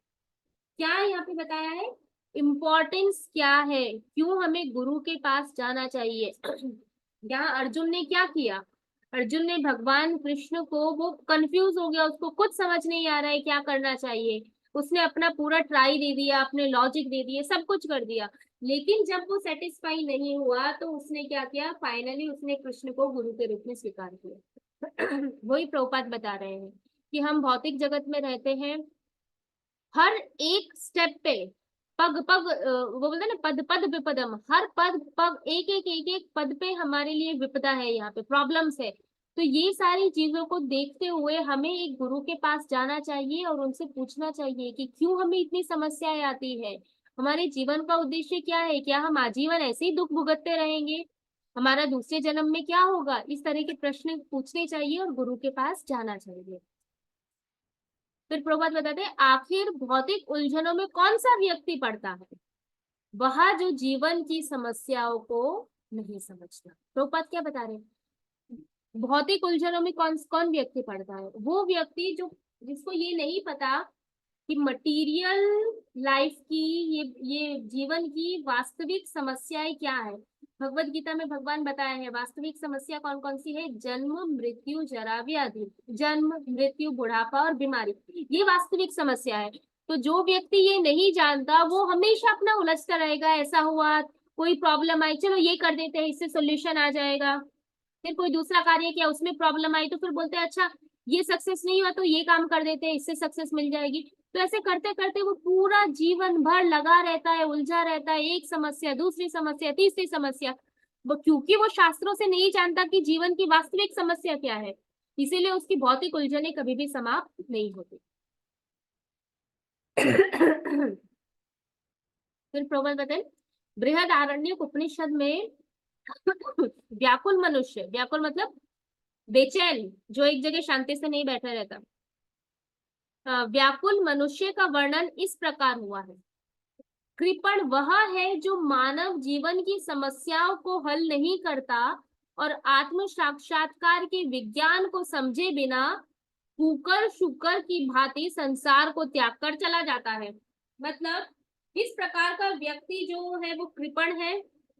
कंजूस किस प्रकार के व्यक्ति को बोला गया है शास्त्र में, सिर्फ धन के, जो धन नहीं देता वो तो कंजूस है ही, दूसरे भी व्यक्ति को कंजूस बोला है, कृपण बोला है। कौन, जो मानव जीवन की रियल समस्या है कि क्यों मुझे प्रॉब्लम्स आ रही है, क्यों मुझे बीमारी आ रही है, क्यों हमारा बार बार गला खराब हो रहा है, इतनी सारी समस्याएं हमें क्यों आ रही है, जो इसके बारे में इंक्वायरी नहीं करता, जिज्ञासा नहीं करता, और पूरे जीवन भर वो सिर्फ क्या ये बोलते हैं, आहार निद्रा भय मैथुन, ये चार चीजों में अपना पूरा का पूरा जीवन गवा देता है और आत्म साक्षात्कार को नहीं समझता। आत्म साक्षात्कार का मतलब क्या है, ये रियलाइज करना कि हम ये शरीर नहीं है, हम आत्मा है और आत्मा का स्वभाव है भगवान का नित्य दास के रूप में भगवान की सेवा करना। जो ये नहीं जानता वो व्यक्ति क्या करता है, वो पूरा जीवन अपना कुकर, सुकर का मतलब क्या है, कुकर मतलब कुत्ता, सुकर मतलब सुअर, तो वो कुत्ते की तरह और सुअर की तरह बस भोग में अपना पूरा जीवन व्यतीत करता है और फिर उसके बाद ऐसे ही ये पूरा का पूरा शरीर त्याग करके चला जाता है। इससे सीखना चाहिए, ये वर्ड से मुझे याद है, त्याग कर चला जाता है। अभी 2-3 दिन पहले हमारे जो वैष्णव गुरु है, जो परम पूज्य गोपाल कृष्ण स्वामी महाराज, उन्होंने शरीर त्याग किया। क्या ग्लोरियस डेथ होती है, क्या डेथ होती है, एक भक्त जब जाता है, डेथ नहीं बोल सकते, एक भक्त जब भौतिक जगत में शरीर छोड़ता है उसकी जो मृत्यु होती है वो कितनी ग्लोरियस होती है कि हम इमेजिन नहीं कर सकते, वो इमेजिनेशन के बाहर की है। लास्ट मोमेंट तक वो भक्त महाराज को इतना बोला आप ट्रैवल मत करो, उन्होंने बोला नहीं, नया मंदिर खुल रहा है, नया सेंटर है, भूमि पूजन करना है, मुझे देहरादून जाना है, जाना है। उनको इतनी problem, he was not even able to walk, फिर भी महाराज वहां गए, भक्तों को मिलना, ये मीटिंग वो मीटिंग, प्रचार करना, बुक डिस्ट्रीब्यूशन करना, वो लास्ट मोमेंट तक लगे रहे। ऐसे भक्त जब जाते हैं, शास्त्रों में क्या बोला है, राधा रानी बताते हैं कि जब ऐसे भक्त शरीर त्याग करते हैं, तो जब उनकी सोल जाती है तो उनको भगवान स्वयं लेने आते हैं, राधा रानी लेने आते हैं, कृष्ण लेने आते हैं। तो ऐसे भक्त का वेलकम करने के लिए, उनकी आरती उतारने के लिए ऊपर के सारे लोग के देवी देवता वेट करते हैं कि हमारे सामने से वो महान भक्त भगवत धाम जा रहे हैं। तो ब्रह्मा जी आरती की थाली लेके ऐसे भक्त का स्वागत करने के लिए खड़े रहते हैं। ये ग्लोरियस डेथ होती है भक्तों की। और भौतिक जगत में कोई व्यक्ति आता है, पैसा कमाता है, बूढ़ा होता है, परिवार बच्चे होते हैं, शादी होती है, वो मर जाता है, क्या है उसका जीवन? ये जीवन गया, अगले जीवन में पशु बनेगा, फिर पशु का शरीर त्यागेगा, फिर दूसरा पशु बनेगा, फिर पेड़ बनेगा, फिर कीड़े मकोड़े, फिर वापस मनुष्य शरीर मिलेगा, फिर मनुष्य शरीर में वापस उसने अच्छे से भगवत प्राप्ति नहीं की, भक्ति नहीं की, फिर वही चालू रहेगा। तो हमें देखना चाहिए कि प्रभुपाद बोलते हैं we should learn the art of dying, art of living, there is no use of learning how to live, we should learn how to die. मरना कैसे है, और वो मरने के लिए, कि वो मरने की आर्ट सीखने के लिए हमें अपने पूरे जीवन भर क्या करना है, वो प्रभुपाद सिखाए। क्योंकि वो लास्ट मोमेंट जो है डेथ का, that will decide that where will you go, आप कहाँ जाने वाले हो, आपकी क्या गति है, वो लास्ट मोमेंट पे पता चले, तब टेस्टिंग होती है। और जिसने पूरे जीवन भर कुछ नहीं किया, वो मृत्यु के समय कभी भगवान को याद नहीं कर सकता। जैसे हमने महाराज का एक वीडियो देखा था, वो नींद में है but he was worshipping deity, वो आरती कर रहे हैं, चामर डुला रहे हैं, भगवान का अभिषेक कर रहे हैं, भगवान को वस्त्र से पोंछ रहे हैं नींद में। क्यों? क्योंकि उन्होंने पूरे जीवन ये किया है, भगवान की सेवा की है। तो नींद में, कौमा में, मृत्यु के समय वो भक्त हमेशा भगवान की सेवा करता है। तो ये हमें सीखना चाहिए। हमें कुत्ते के, सुअर की तरह खाली खाना पीना सोना करके शरीर छोड़ देना है, तो ये जीवन की कोई वैल्यू नहीं है, कोई मतलब नहीं है, इसलिए शरीर नहीं मिला है हमको।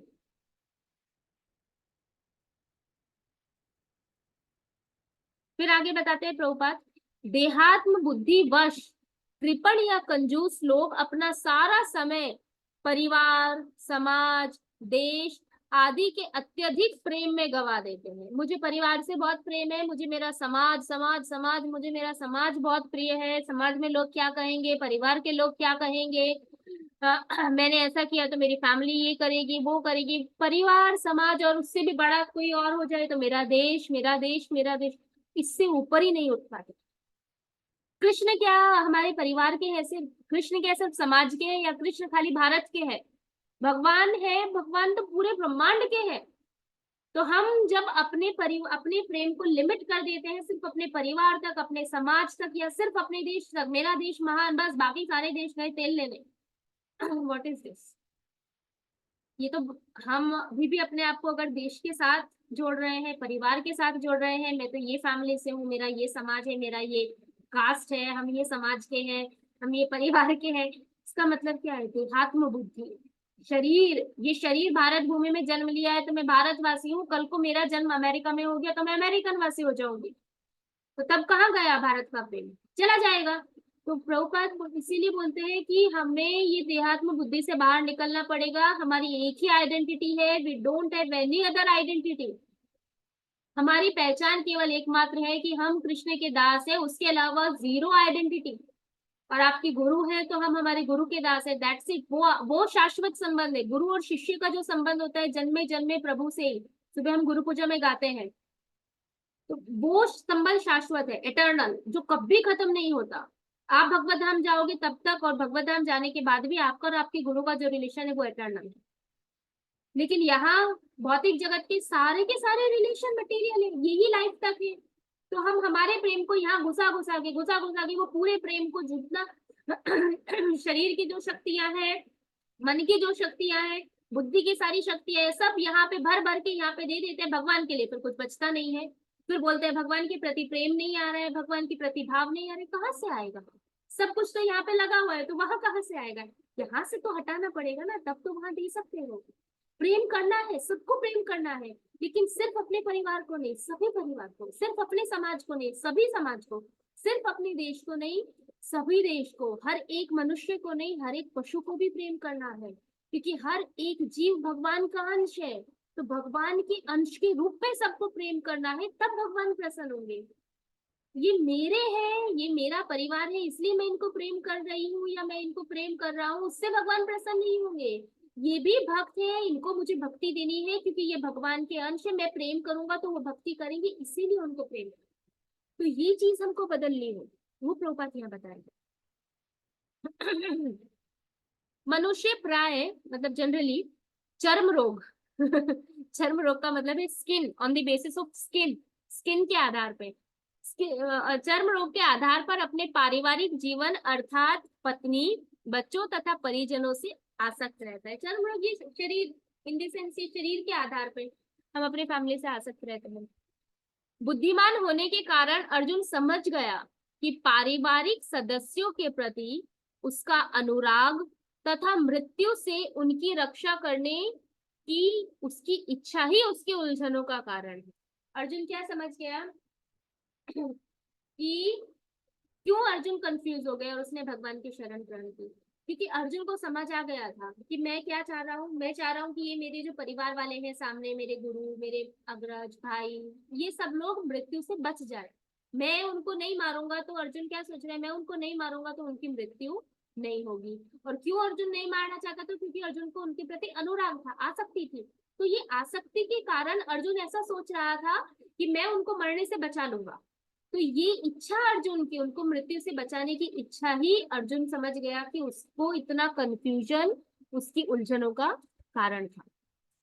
यद्यपि वह समझ रहा था कि युद्ध करने का कर्तव्य उसकी प्रतीक्षा कर रहा है, किंतु कृपण दुर्बलता, कार्पण्य दोष, कृपण दुर्बलता के कारण वह अपना कर्तव्य नहीं निभा रहा था, ऐसा अर्जुन प्रभुपाद बताते हैं। वह कृष्ण का शिष्यत्व ग्रहण करता है, मतलब भगवान कृष्ण को गुरु के रूप में स्वीकार करता है। वह मित्रता पूर्वक बातें करना बंद करना चाहता है। गुरु तथा शिष्य की बातें गंभीर होती है और अब अर्जुन अपने माननीय गुरु के समक्ष गंभीरता पूर्वक बातें करना चाहता है।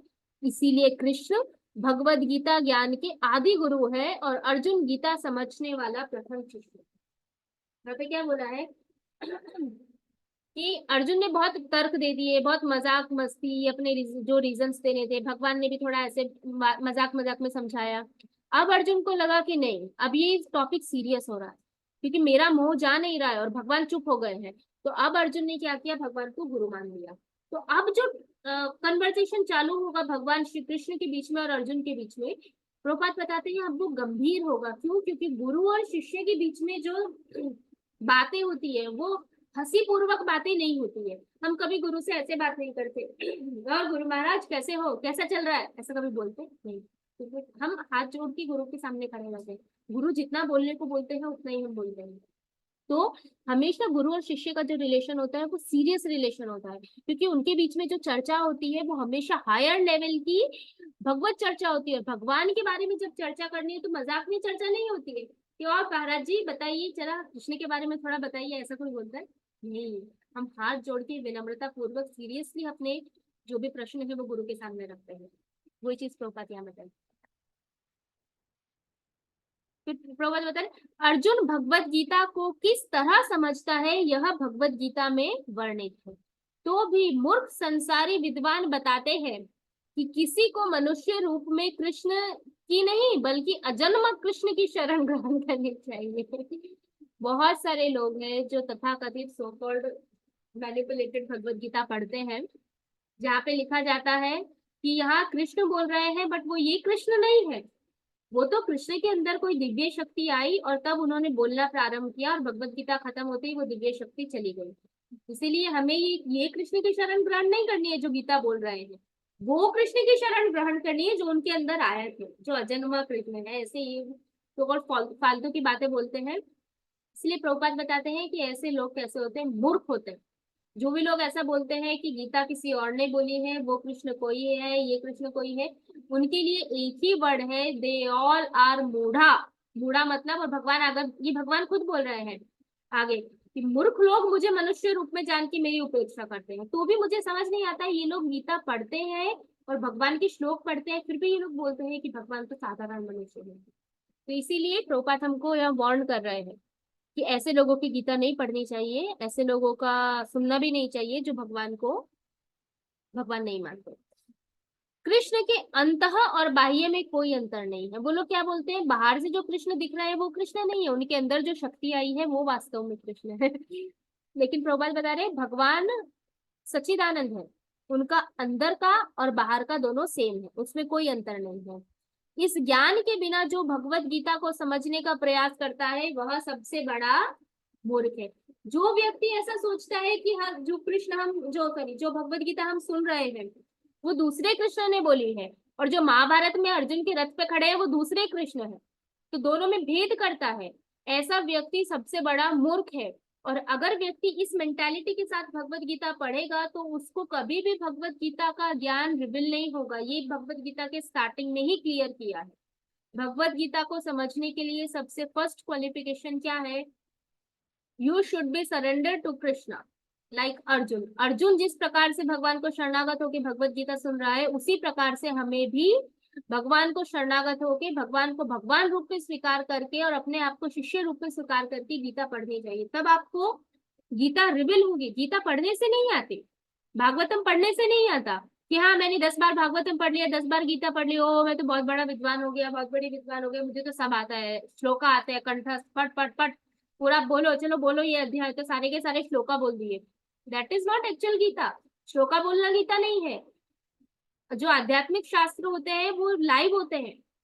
जैसे श्रुति, श्रुति किसको बोला जाता है, वेद। तो वेद जो है वो पर्सोनिफाइड है, उनका रूप है। वेद जो है वो स्त्रियां है, और उन्होंने भगवान की स्तुति की है भागवतम में कि हम भी आपकी सेवा करना चाहते हैं, गोपियां कितनी महान है कि आपकी सेवा कर रहे हैं, हम भी वो भाव में आपकी सेवा करना चाहते हैं। वेद ऐसा बोल रहे हैं भगवान को। तो वो खाली शास्त्र नहीं है, वो उनको जैसे यमुना महारानी, यमुना महारानी नदी की तरह दिखते हैं but she is personified. Yamuna महारानी भक्त है, गंगा, ये सब कौन है, उनका भौतिक जगत में रूप इस तरीके से है बट उनका आध्यात्मिक रूप दे आर पर्सन। वैसे ही जो सारे शास्त्र है दे आर पर्सन, भगवान भगवान की वाणी उनमें कोई फर्क नहीं है। तो वैसे ही जो ये भागवतम है वो साक्षात कृष्ण है। तो जो इस भाव से शास्त्र को पढ़ता है वो शास्त्र अपने आप अपनी कृपा से वो जीव के हृदय में प्रकट होते हैं, तब उसको वो शास्त्र समझ आता है। तो ये इसलिए कोई भी शास्त्र पढ़ने का मनोभाव बहुत इंपॉर्टेंट है। ठीक है, तो यहाँ पे रखते हैं, फिर नेक्स्ट टाइम 8 9 10 श्लोका एक साथ ले लेंगे, एक सेकंड।